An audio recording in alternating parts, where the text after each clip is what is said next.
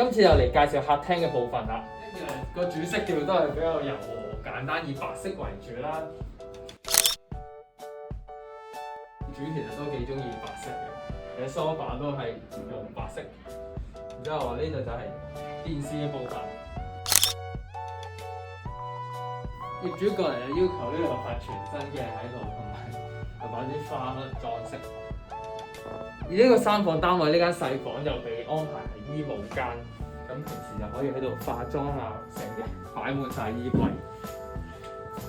第二間房一樣都係以白色為主，上邊同下邊都係放小朋友床嘅。如果窗簾咧未到啊，業主後尾另外訂咗一批窗簾。好啦，就嚟到主人房啦。去到主人房嘅部分咧，連隻貓都係以白色為主嘅。不過呢個我哋就唔包嘅，呢個貓就係業主自己安排，呢個我哋唔包嘅呢隻貓。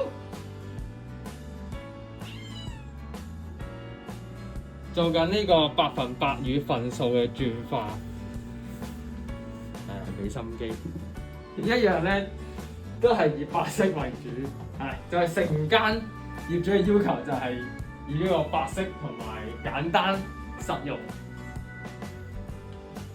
如果冇睇過廁所同埋廚房嘅位置咧，